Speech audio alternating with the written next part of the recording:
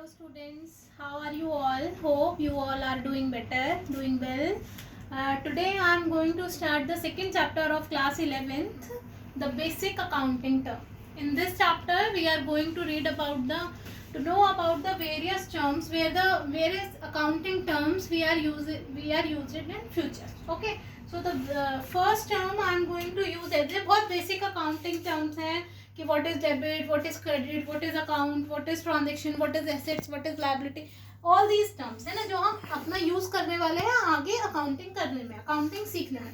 तो first term is business transaction. What do you mean by business transaction? बेटा हम जब से बोलते आ रहे हैं पिछले 2-3 लेक्चर्स में कि सारी जो बिजनेस ट्रांजेक्शन्स होती हैं उनको आइडेंटिफाई करते हैं, उसको मेजर करते हैं in terms of money, then we have to record, then we have to classify it. सारा हमारा अकाउंटिंग प्रोसेस चलता है on the base of business transaction. तो बेटा बिजनेस ट्रांजेक्शन होती क्या एक्चुअल में? तो बिजनेस ट्रांजेक्शन वो हमारी एक्टिविटी, वो हमारा एक्ट, वो हमारा एग्रीमेंट, जो भी मतलब हमारा कुछ भी काम, दैट इकोनॉमिक एक्टिविटी, जो पैसे वाली एक्टिविटी है, इकोनॉमिक से रिलेटेड है, तो दैट इकोनॉमिक एक्टिविटी और an act, agreement which is going to have an effect on our financial position of the business. तो हमारी ऐसी कोई सी भी ट्रांजेक्शन, ऐसा कोई भी एग्रीमेंट, एक्ट और N economic activity which have an impact on the financial position of the business. Okay, तो अगर आप इसमें लिखना चाहते हैं तो आप यहाँ लिख सकते हैं, ये इकोनॉमिक एक्टिविटी होती है. क्या होती है बेटा? Economic activity.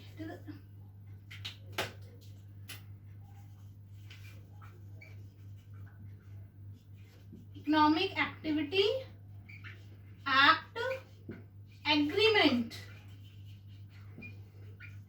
जिसका इम्पैक्ट हो ऑन फाइनेंशियल पोजीशन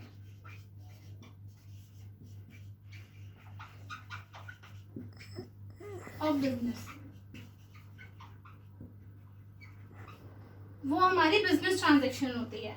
तो और सेकंड इसका जो फीचर है, मतलब इसका एक तो इम्पैक्ट होना चाहिए, फर्स्ट थिंग इज इम्पैक्ट होना चाहिए. सेकंड इज इसके टू फोल्ड होते हैं, it has two folds, two aspects हैं बेटा इसके. क्या है? एक debit and the second is credit. The first one is debit and the second is credit. Okay, and third is it is of two type. पहले आप इतना note कर लीजिए प्लीज. इसके बाद business transaction is an economic activity है, कोई agreement होता है, कोई एक्ट होता है that is impact on financial position. इसके दो एस्पेक्ट होते हैं, डेबिट एंड क्रेडिट. समझ रहे हो ना कि मैंने अपनी एम्प्लॉय को सैलरी पे करी बेटा, तो सैलरी पे करी है, पैसा भी गया है, उससे सर्विसेज ली हैं, पैसा गया है, तो उसका हमारी फाइनेंशियल पोजीशन, फाइनेंशियल स्टेटमेंट में कुछ ना कुछ इफेक्ट होगा. तो that is a business transaction. मैंने अपने घर पे अपने बेटे का बर्थडे सेलिब्रेट करा, तो that is also an agreement, that is also an act activity, but it is not a business transaction because it does not have any impact on the financial position of the enterprise. हाँ, मैंने अपने business में से अपने बेटे का birthday celebrate करने के लिए 5,000 रुपीज विड्रॉ करे, बिजनेस में से पैसे निकाले 5,000 rupees. So that transaction is a business transaction because it has an impact or effect on the financial position or the position of the financial statement पे effect आएगा उसका. ओके, तो business transaction को basically बेटा two types की होती है. एक होती है इंटरनल, एक होती है एक्सटर्नल. इंटरनल बिजनेस ट्रांजेक्शन, देखो पहले हम एक्सटर्नल समझते हैं. इंटरनल से पहले एक्सटर्नल बिजनेस ट्रांजेक्शन क्या हुई बेटा? I purchase a goods from mister x.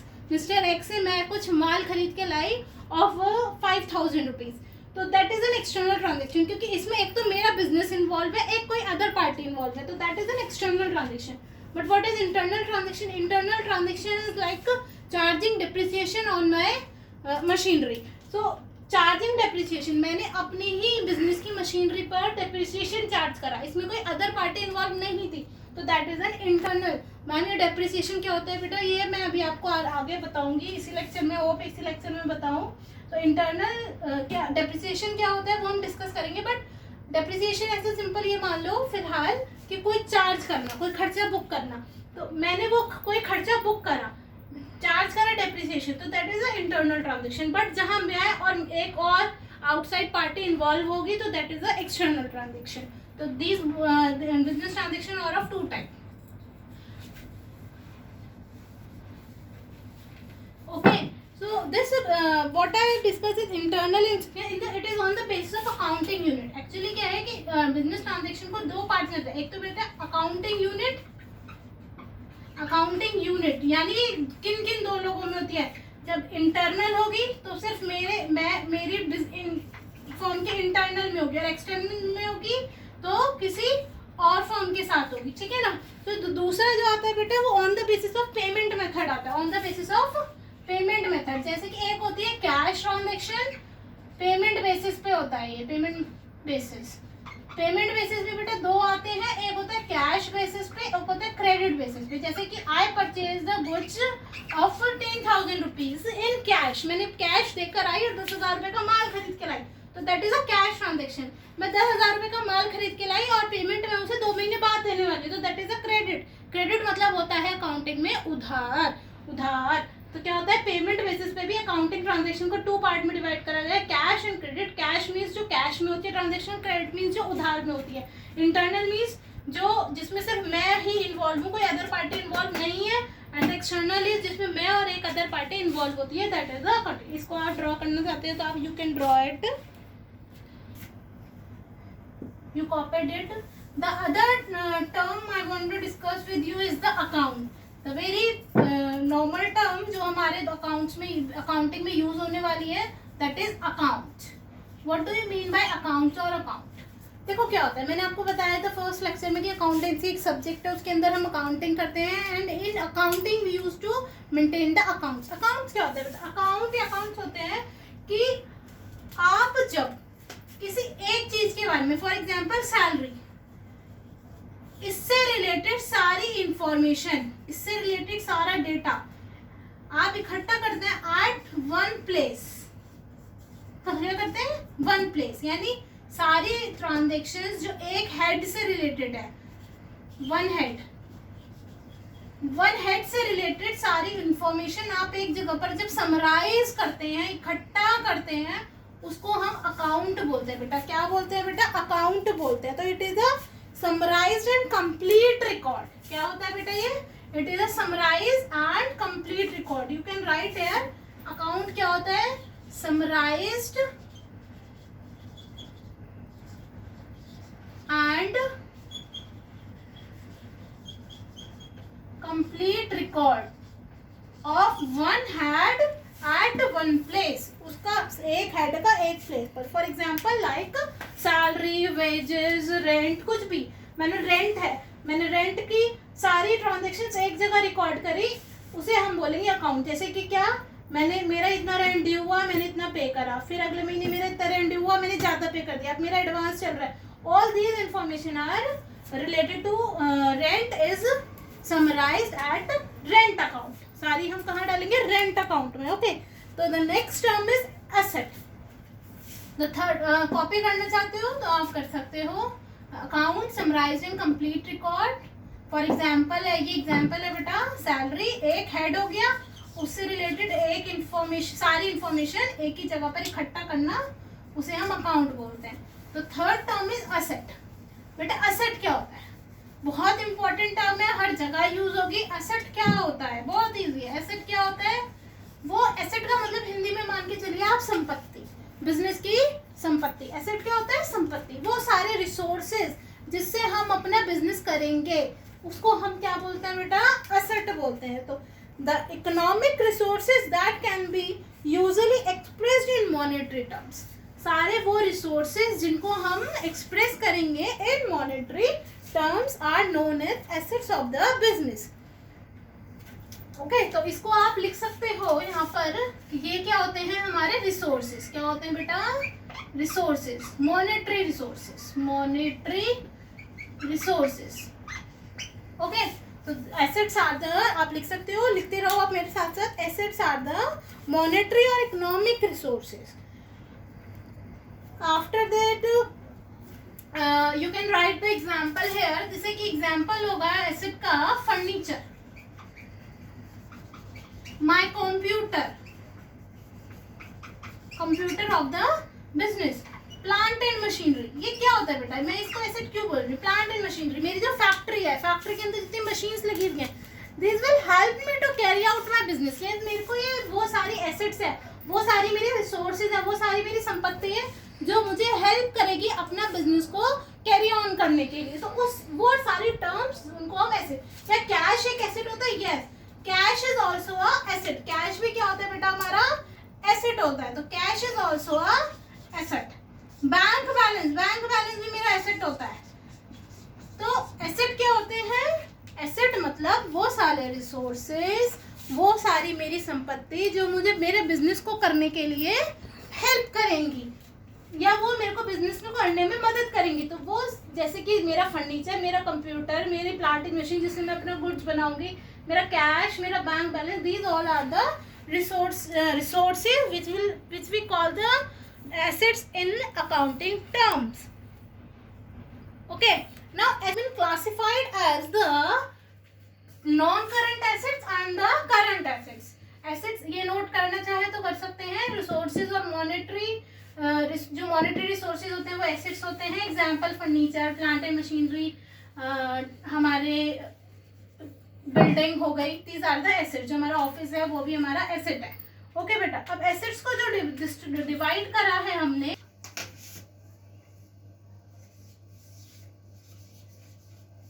तो बेटा एसेट्स मैंने आपको बताया कि मॉनेटरी रिसोर्सेज होते हैं हमारे। तो एसेट्स को बेटा जो क्लासिफाई करा गया है वो मेनली टू टाइप्स में करा गया है। एक होते हैं बेटा नॉन करंट एसेट्स। क्या होते हैं बेटा?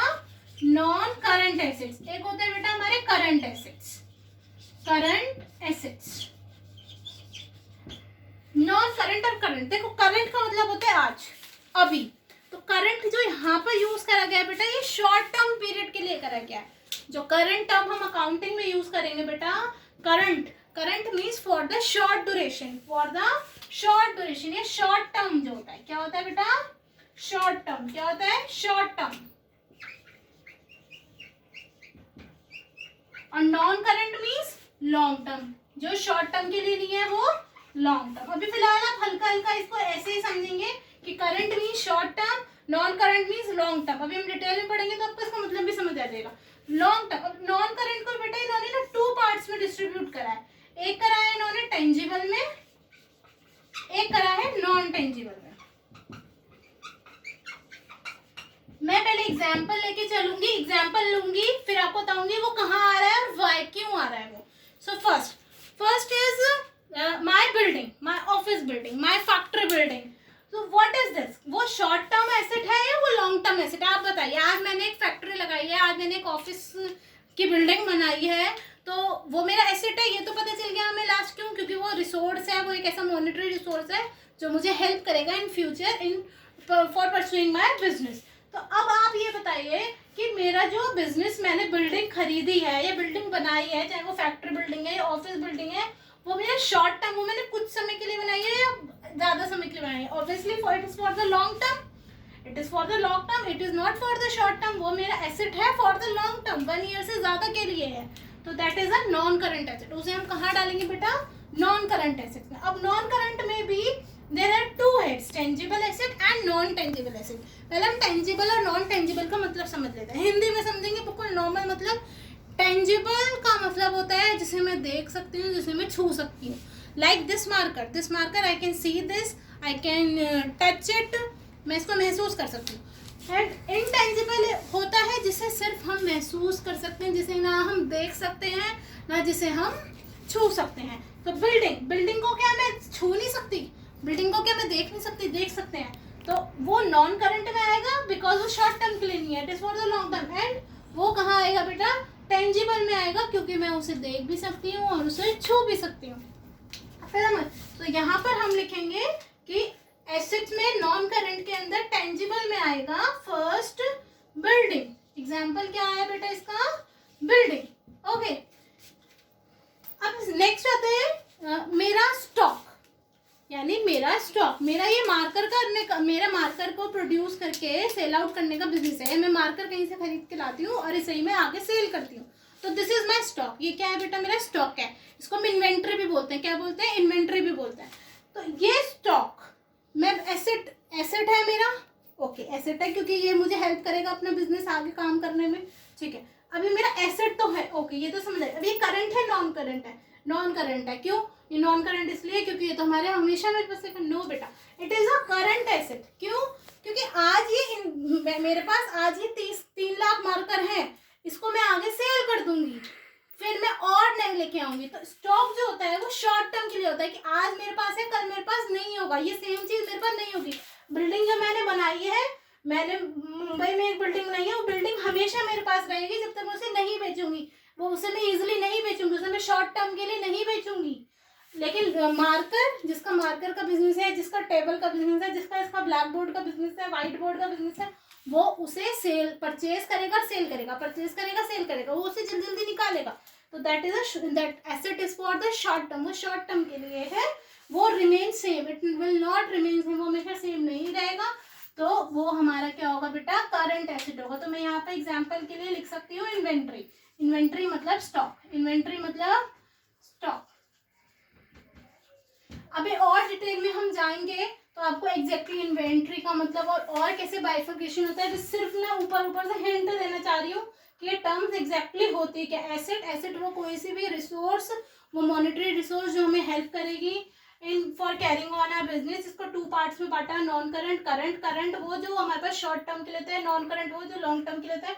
नॉन करंट को भी इन्होंने 2 पार्ट में डिवाइड करा है, टेंजिबल, बिल्डिंग और नॉन टेंजिबल। अब नॉन टेंजिबल में आते हैं। नॉन टेंजिबल क्या होते हैं? Non tangible is that item which I can only feel, I can't see it, I can't touch it. तो अब नॉन टेंजिबल क्या होता होगा? क्या ऐसी कौन सी चीज है जो एसेट भी है मेरा और नॉन टेंजिबल? लाइक मेरे पास ये मार्कर बनाने का कॉपीराइट है, तो दिस कॉपीराइट, ये कॉपीराइट क्या मैं देख सकती हूँ? क्या मैं कॉपीराइट को छू सकती हूँ? मैंने 1 करोड़ का कॉपीराइट लिया, मैंने 1 करोड़ की बिल्डिंग बनाई है, उसे मैं देख भी सकती हूँ, छू भी सकती हूँ। क्या कॉपीराइट को मैं छू सकती हूँ? No, I can't touch it. तो कॉपीराइट मेरा एसेट है। क्यों? क्योंकि वो मेरा एक ऐसा एसेट है जिसकी वजह से मैं आगे बिजनेस अपना सालों साल कैरी ऑन करूंगी। तो कॉपीराइट क्या होगा बेटा? मेरा नॉन टेंजिबल एसेट होगी। क्या होगी बेटा? मेरी नॉन टेंजिबल एसेट होगी। तो इसका एग्जाम्पल होगा कॉपीराइट। ओके, अभी मैंने सिर्फ एक एग्जाम्पल दिया है just to give you the hint about the what is asset. If you want to copy it, you can copy this.